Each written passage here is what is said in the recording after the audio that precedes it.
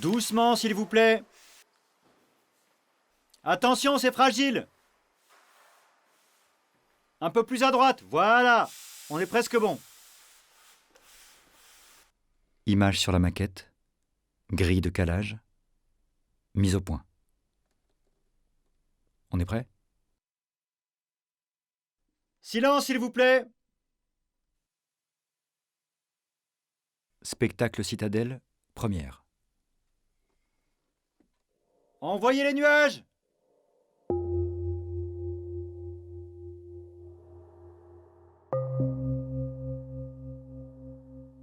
Ça tourne. La citadelle de Corté. Vous voyez là, juste là, c'est nous. Nous sommes ici. En son centre, dans l'une de ces casernes qui devient le musée de la Corse. Un musée de la Corse, au centre de la Corse, à Corté, au centre de l'île et au milieu des montagnes. Une très grande citadelle pour se défendre, se protéger. Oui, mais de quoi ? Une construction imposante, un peu trop grande, issue d'une pensée militaire inquiète, un pouvoir politique autoritaire, un besoin sécuritaire déconnecté. Et pourtant, aujourd'hui, une réalité beaucoup plus douce. Comme ici, dans ce musée où le béton joue avec la pierre de la muraille, où l'architecte magicien Andrea Bruno vient loger dans cette caserne devenue hôpital toute la culture corse.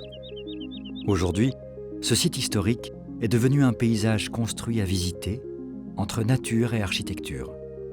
Une histoire d'occupation que l'on doit prolonger pour défendre de nouvelles pratiques. Pour mieux vivre ensemble, produire, se produire, partager, apprendre, jouer, chanter, danser. À nous de transformer ce lieu militaire en une vaste place publique au milieu des montagnes et au centre de l'île. Une nécessité, vous raconter cette histoire pour continuer de l'inventer ensemble.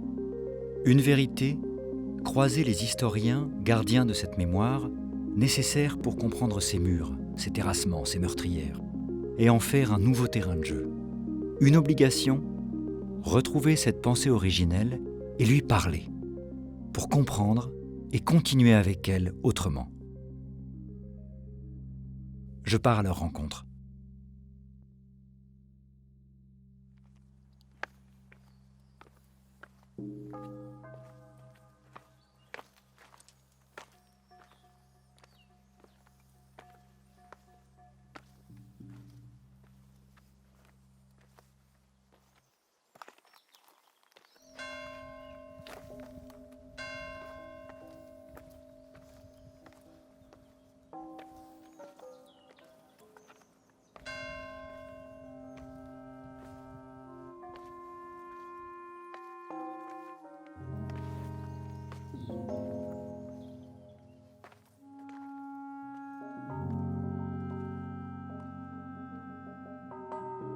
Je sens les menaces qui planent sur Corté. La position est stratégique, au centre de la Corse. C'est inévitable. Un ennemi s'apprête à m'envahir.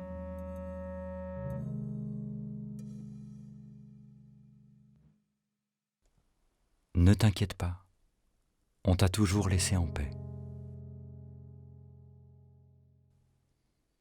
Je guette l'horizon pour ne pas me laisser surprendre. Je fais des rondes pour ne pas me laisser surprendre. Je m'organise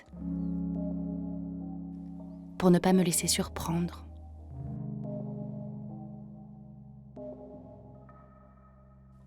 Ne t'inquiète pas, on t'a toujours laissé en paix.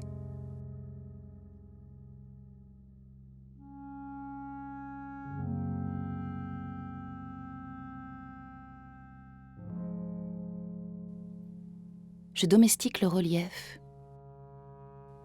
pour ne pas me laisser surprendre. Je construis une citadelle pour ne pas me laisser surprendre. Je recrute une garnison pour ne pas me laisser surprendre.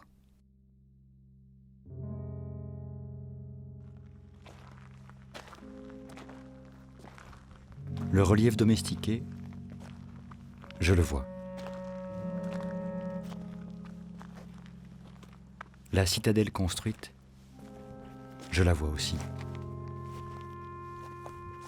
La garnison est partie. Ne t'inquiète pas, on t'a toujours laissé en paix.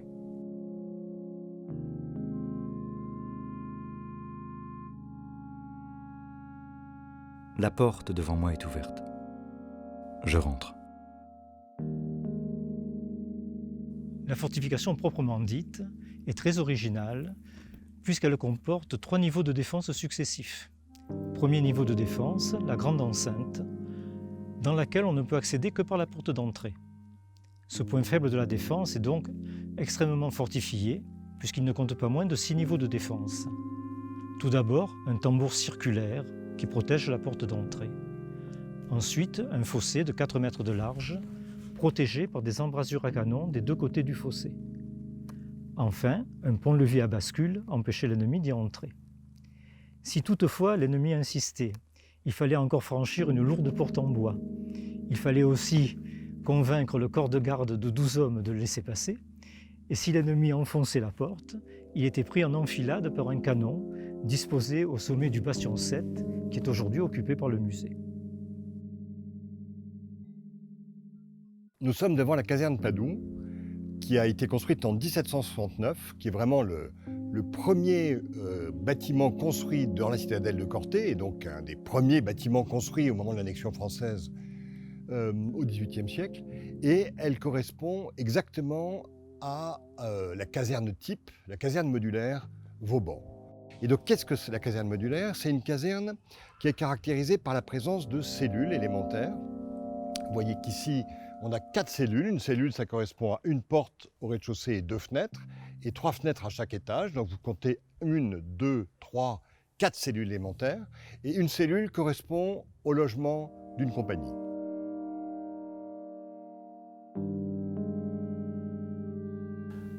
On réécrit l'histoire de l'architecture avant de faire un bâtiment. Et pour le cas comme a été à l'époque, l'objet de transformer la forteresse de Corté dans un musée, moi je n'ai même pas lu avec attention ce qu'il me demandait, le programme. Je préférais le voir après. Il faut pas tout connaître avant de faire un projet. Il faut voir la réalité, il faut comprendre bien sûr l'esprit, la volonté de faire un musée, ça c'est fondamental. Mais à part ça, tout ce que j'avais pensé à l'époque, je l'ai vérifié après avoir lu avec plus d'attention le programme, ce qui était prévu.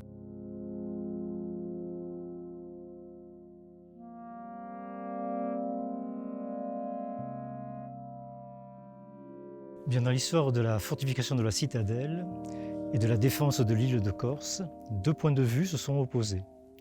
Premier point de vue, il faut construire une énorme citadelle bien fortifiée pour résister aux assauts d'une puissance ennemie. C'est le symbole de la citadelle avec le bastion 1 qui est très bien fortifié, avec sa contre-escarpe et son mur de 8 mètres de haut. Et c'est aussi la citadelle enceinte par ce mur continu de près de 600 mètres de long. Deuxième point de vue, inutile de faire une aussi forte fortification. La Corse est un pays montagneux. Il suffit d'avoir de nombreux soldats qui pourraient tendre des embuscades à travers les défilés de l'île. Et donc, il suffit d'avoir une forte garnison au milieu de l'île.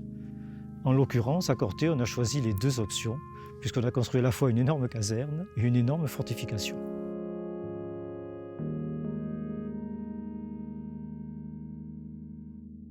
À Corté, il y a eu à un moment de l'histoire de la citadelle une décision militaire qui a fait que l'ensemble des familles qui vivaient dans le périmètre de la citadelle à ce moment-là ont été relogées dans un bâtiment qu'on appelle le bâtiment des 300 familles. Il y a 300 Cortenais qui ont été relogés dans un quartier qui existe encore à l'heure actuelle, qui s'appelle le quartier de Lubiac.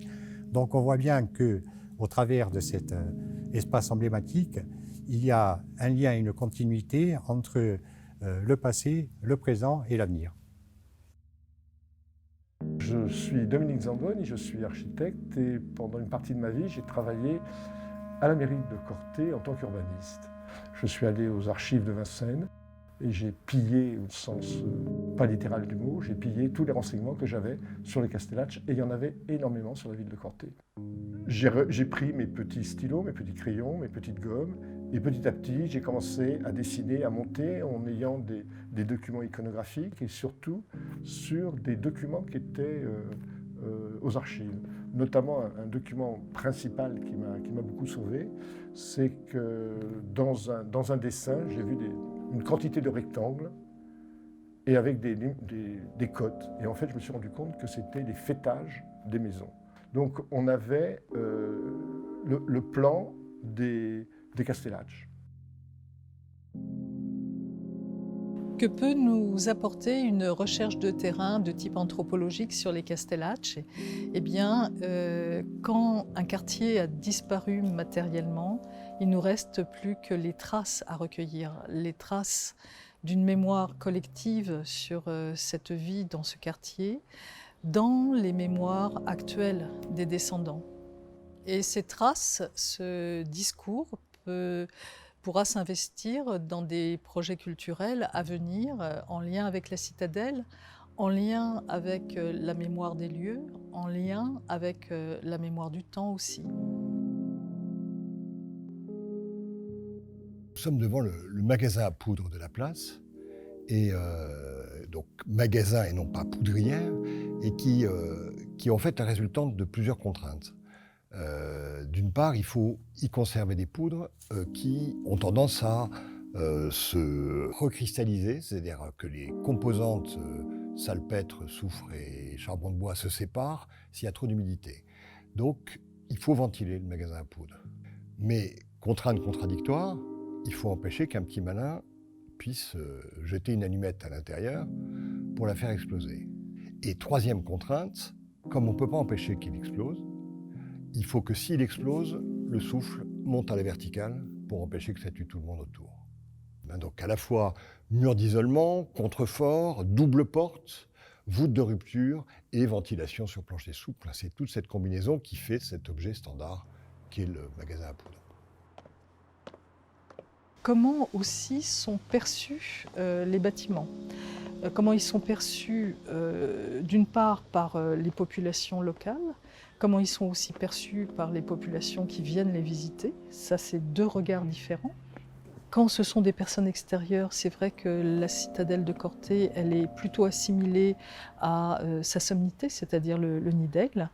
Nous voici transportés au sommet de ce qu'on appelle le nid d'aigle, c'est un nom extrêmement évocateur, c'est-à-dire au sommet du pic rocheux qui domine non seulement la ville de Corté, mais en fait tout le sillon central, et dont la valeur stratégique apparaît au regard lorsqu'on peut faire le tour visuel à partir du nid d'aigle, justement.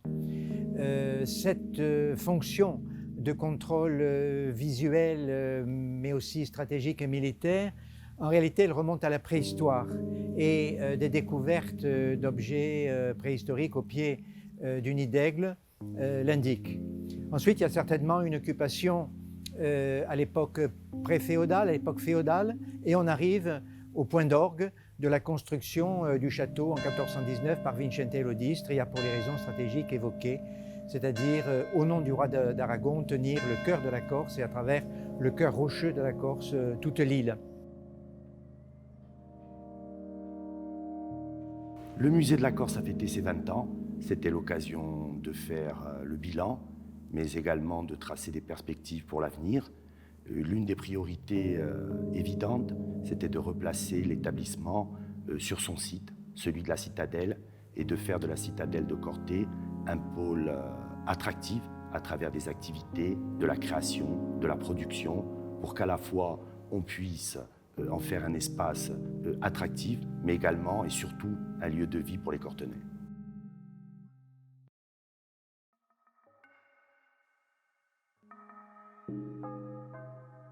Un si vaste plateau. Une horizontale qui calme la ligne brisée des montagnes. Un terrain de jeu idéal pour le théâtre et la danse. Et là, sous les arbres, la poudrière bien protégée. Une salle obscure pour la maquette et son exposition. Et la maison du colonel, à l'abandon ? la maison des enfants. Ne t'inquiète pas, il y a aussi la caserne Padoue pour travailler et produire, les pièces du château pour créer, le parvis du musée pour faire la fête, et encore tant d'espace à occuper. Laisse-toi envahir, nous allons faire de ce lieu une merveille.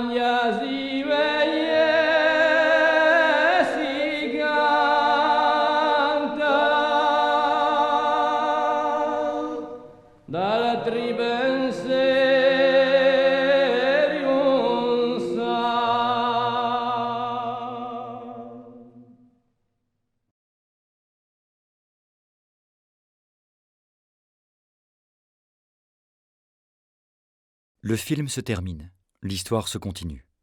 À nous maintenant de l'écrire. Juste là, derrière le mur de la salle d'exposition, le chemin de garde est ouvert pour la première fois. Là, de l'autre côté, d'autres images, un autre regard, celui d'Armand Luciani qui introduit cette nouvelle promenade. À vous d'y aller.